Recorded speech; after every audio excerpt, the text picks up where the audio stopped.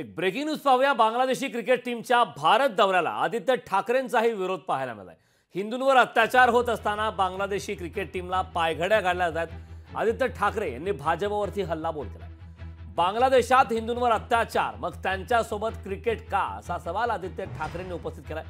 आदित्य ठाकरे यांनी हा सवाल भाजप आणि बीसीसीआयला केला। बांगलादेश क्रिकेट संघाच्या भारत दौऱ्यावरून आदित्य ठाकरे यांनी भाजपवरती टीका केलेल्या हिंदूंवर अत्याचार करणाऱ्या बांगलादेश संघासाठी पायघड्या कशासाठी, असा सवाल आदित्य ठाकरेंनी केलाय। कुठे गेले तुमचे हिंदुत्व, असा देखील सवाल त्यांनी उपस्थित केलाय। निवडणुका जिंकण्यासाठी हा जुमला तर नाही ना। भाजपवर हल्लाबोल करत हिंदुत्वावरून ठाकरेंनी पुन्हा एकदा आता भाजपला डिवचले। आदित्य ठाकरे यांनी ट्विट केलेलं आहे। आदित्य ठाकरे यांचं ट्विट काय आहे ते देखील पाहणार आहोत ग्राफिक्सच्या माध्यमातून। बांगलादेशचा क्रिकेट संघ भारत दौऱ्यावर आहे, बीसीसीआयनेच त्यांना पायघडा घातलाय। आता मी परराष्ट्र मंत्रालयाकडून जाणून घेण्यास उत्सुक आहे की बांगलादेशातील हिंदूंवर अत्याचार होत असल्याच्या बातम्या या खऱ्या आहेत का, असा सवाल देखील ट्विटच्या माध्यमातून आदित्य ठाकरेंनी उपस्थित केलाय।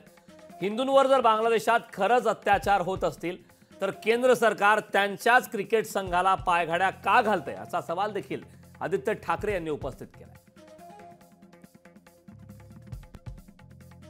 धक्कादायक गोष्ट ही आहे की केंद्र सरकार भाजपचं, बीसीसीआय भाजपचं, आणि जी भाजपची सोशल मीडिया इकोसिस्टम होती जी आम्हाला सांगत होती की बांगलादेशमधले हिंदूंवर अत्याचार होतोय, तेच बीसीसीआय भाजपचं किंवा भाजप प्रणित बीसीसीआय आता 19 तारखेपासून मला वाटतं 2 टेस्ट आणि 3 T20 ह्या बांगलादेशबरोबर खेळणार आहे। म्हणजे नक्की आम्ही समजायचं तरी काय की जेव्हा जेव्हा निवडणुका येतात तेव्हा भाजपला हिंदुत्व आठवतं आणि आम्ही हिंदू आठवतो।